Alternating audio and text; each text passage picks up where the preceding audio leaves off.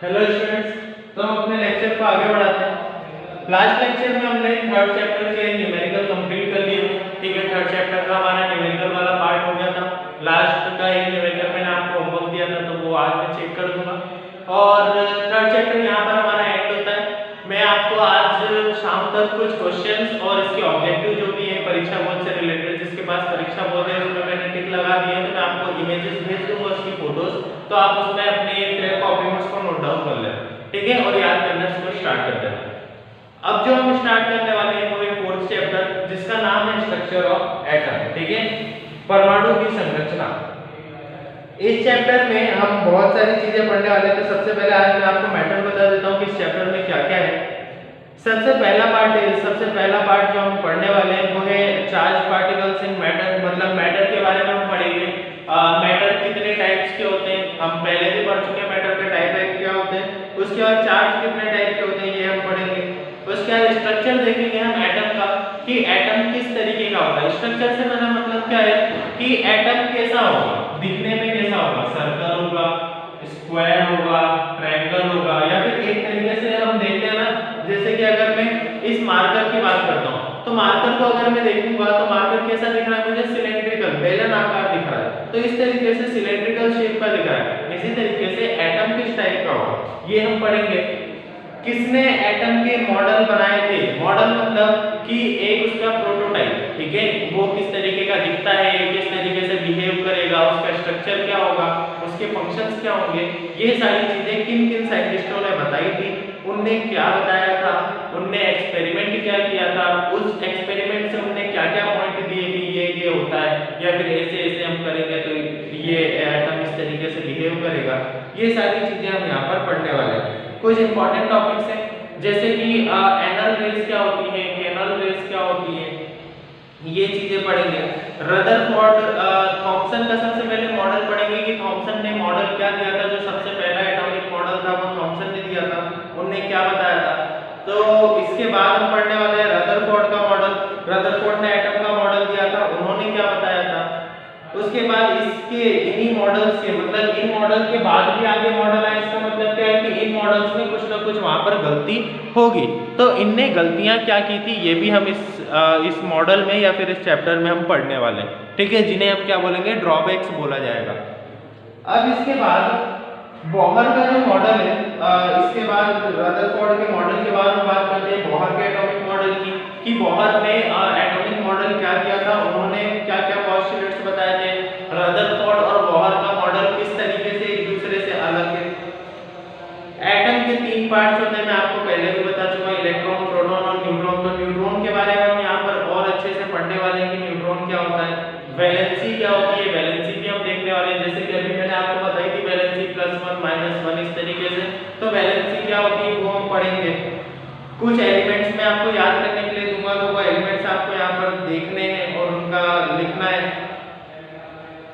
Atomic number क्या होता है, एटॉमिक मास क्या होता है, या फिर हम मास नंबर बोलते हैं तो मास नंबर क्या होता है। इस तरीके से ये चैप्टर बहुत ज्यादा बड़ा नहीं है, हम 4 या 5 दिन में इस चैप्टर को कंप्लीट कर लेंगे।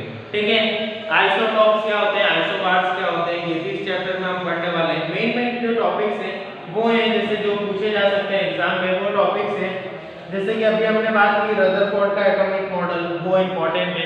बोहर का एटॉमिक मॉडल, तो वो भी इंपॉर्टेंट है। हम इधर बात करते हैं वैलेंसी, तो वैलेंसी इंपॉर्टेंट है। एटॉमिक नंबर क्या होता है, मास नंबर क्या होता है, आइसोटोप्स क्या होते हैं, आइसोबार्स क्या होते हैं, ये सारी चीजें अगर हम देखें यहाँ पर तो इंपॉर्टेंट है। अभी मैं आपको केवल 2 चीजें बता रहा हूँ। जैसे कि एटम मैंने आपको बताया था, जो एक एटम होता है वो 3 चीजों से मिलकर बना होता है। पहला इलेक्ट्रॉन, दूसरा प्रोटॉन और तीसरा न्यूट्रॉन। ठीक है, 3 चीजों से मिलकर बना होता है। इलेक्ट्रॉन पर होता है नेगेटिव चार्ज, नेगेटिव। प्रोटॉन हमेशा पॉजिटिव चार्ज होता है और न्यूट्रॉन पर 0 चार्ज होता है, मतलब न्यूट्रल। मैं यहां पर लिख देता हूं न्यूट्रल। न्यूट्रल का मतलब क्या है, 0 चार्ज। ठीक है, न्यूट्रल या फिर हम क्या बोल सकते हैं, 0 चार्ज। तो एटम 3 चीजों से मिलकर बना है, इलेक्ट्रॉन, प्रोटॉन और न्यूट्रॉन से। इलेक्ट्रॉन पर नेगेटिव चार्ज, प्रोटॉन पर पॉजिटिव चार्ज और न्यूट्रॉन पर नेगेटिव, न्यूट्रॉन पर जीरो चार्ज, जिसे हम क्या बोल सकते हैं, न्यूट्रल बोल सकते हैं। अब इन तीन पार्ट्स में हम देखने वाले हैं नेगेटिव चार्ज या फिर नेगेटिव किस तरीके से एक्ट करता है एटम में, पॉजिटिव की क्या हम बोल सकते हैं कि फंक्शन क्या है पॉजिटिव चार्ज का, या फिर प्रोटॉन का एटम में क्या फंक्शन है, न्यूट्रॉन का क्या फंक्शन है, ये भी हम देखने वाले हैं। अभी एक नॉर्मल सा मैं प्रोटोटाइप आपको समझा देता हूं कि किस तरीके से एटम होता है। एटम का एक सेंटर पॉइंट होता है जिसे हम क्या बोलते हैं, न्यूक्लियस, ठीक है। अब मान लो कि कोई एटम है, ये एक एटम है, इसका जो सेंटर है वो यहाँ है। अब इस सेंटर में ये जो न्यूक्लियस है इसमें दो चीजें प्रेजेंट रहती है, एक रहता है प्रोटॉन और दूसरा रहता है इलेक्ट्रॉन, सॉरी न्यूट्रॉन। एक हो गया हमारा प्रोटॉन और दूसरा हो गया हमारा न्यूट्रॉन, ठीक है। अब इसी न्यूक्लियस के आसपास हमारी कुछ शेल्स होती है। शेल्स मतलब जहां पर इलेक्ट्रॉन्स रिवॉल्व करते हैं, पहले भी पढ़ चुके हैं कि ये न्यूक्लियस हो गया हमारा, उसके बाद ये शेल, दूसरी शेल, यहाँ पर 2 इलेक्ट्रॉन से, यहाँ पर 8 इलेक्ट्रॉन से, इस तरीके से हमने सेल्स पढ़ी है। तो यहाँ पर क्या होते हैं हमारे, अब इन सेल्स में जो पार्टिकल रहता है उसे हम क्या बोलते हैं, इलेक्ट्रॉन। तो आप देख सकते हो कि न्यूक्लियस के अंदर दो चीजें हैं, प्रोटॉन और न्यूट्रॉन, जबकि न्यूक्लियस के बाहर शेल में घूम रहा है कौन, इलेक्ट्रॉन। तो ये कुछ थ्योरी है जो कि अभी के बेसिस पर हमें पता है कि ये क्या क्या एटम किस तरीके से वर्क करता है, या फिर एटम में इलेक्ट्रॉन्स का क्या पार्ट होता है, इलेक्ट्रॉन्स का क्या फंक्शन होता है, प्रोटॉन्स का क्या फंक्शन होता है, न्यूट्रॉन्स का क्या फंक्शन होता है, ये हमें यहाँ से पता चल गया, ठीक है। लेकिन जब स्टार्टिंग हुई थी एटम के बारे में, डाल्टन ने बताया था, जब उन्होंने बताया कि एक रिएक्शन में पार्ट लेने वाले सबसे छोटे एलिमेंट को, सबसे छोटे पार्टिकल को एटम बोला जाता है, और वो इंडिस्ट्रक्टिव है, मतलब उसे तोड़ा नहीं जा सकता, उसे डिवाइड नहीं किया जा सकता। इस टाइप की जब उन्होंने थ्योरी दी थी तब साइंटिस्ट सब लग गए कि एटम होता क्या है, दिखता कैसा है, उसका मास कितना है, साइज कैसा होगा, उसका स्ट्रक्चर कैसा होगा, ये सारी चीजें पता करने में लग गए थे। और सबसे पहले साइंटिस्ट थे हमारे थॉमसन, ठीक है, जे.जे. थॉमसन इन्हें बोला जाता है। थॉमसन ने क्या दिया था, एटम का सबसे पहला मॉडल दिया था। हम कल जो पढ़ने वाले हैं, कल का जो टॉपिक होगा वो हमारा फर्स्ट मॉडल ऑफ एटम से ही होगा, और थॉमसन का मॉडल हम पढ़ेंगे कि थॉमसन ने क्या क्या चीजें बताई थी, उन्होंने किस तरीके से बताया था, एटम को किससे कंपेयर किया था, ये सारी चीजें हम पढ़ने वाले हैं। लेक्चर्स अब जैसे कि आज अगर हम बात करें तो आज थर्सडे है, तो फ्राइडे, सैटरडे और आगे 2 दिन मतलब मंडे, ट्यूसडे, वेडनेसडे तक हमारा ये चैप्टर भी यहाँ पर खत्म हो जाएगा और इसके क्वेश्चंस आपको दे दूंगा। अभी आज के लिए आपके लिए होमवर्क है, मैं होमवर्क आज का आपका यहाँ पर लिख देता हूँ।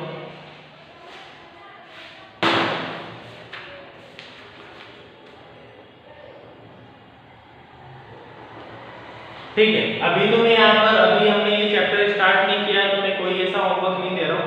कल के लिए जो आपका होमवर्क है वो ये है कि मैंने आपको जो इमेजेस आज भेजी है उसका वो आपको कंप्लीट करना है आपकी फेयर कॉपी में, और उसको याद करना स्टार्ट करना है, ठीक है। मैं आपको आज शाम तक, दोपहर या फिर शाम तक आपको इमेजेस भेज दूंगा, हिंदी मीडियम वालों की भी और इंग्लिश मीडियम वालों की भी।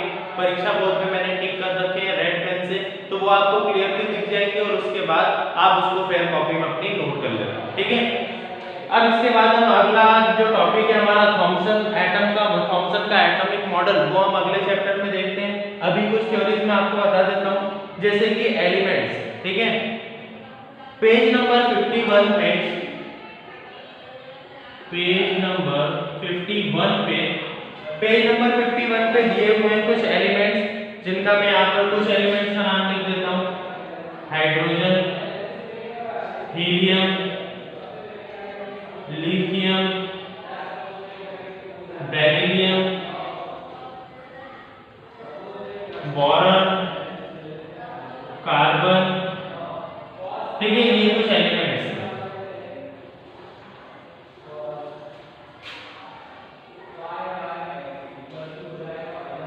यहाँ पर हम इसको नाम दे देते हैं अभी।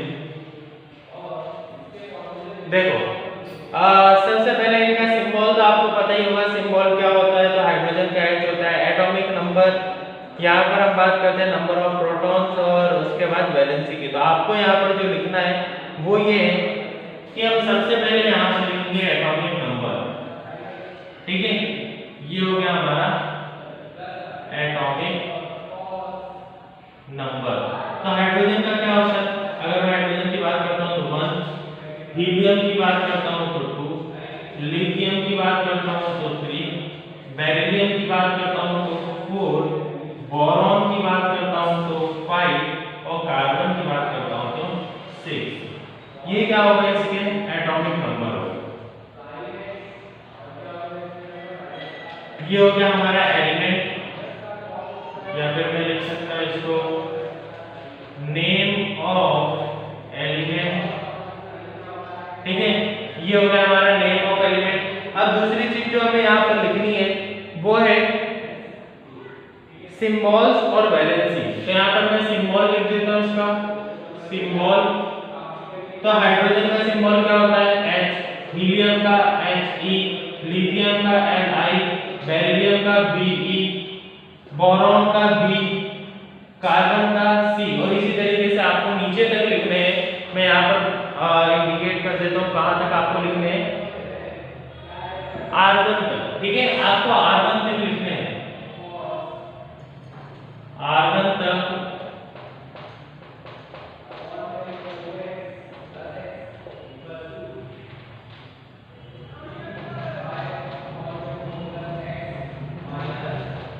ठीक है, R1 तक आपको लिखना है। मैंने यहाँ पर जगह कम थी इसलिए कार्बन तक ही लिखा है।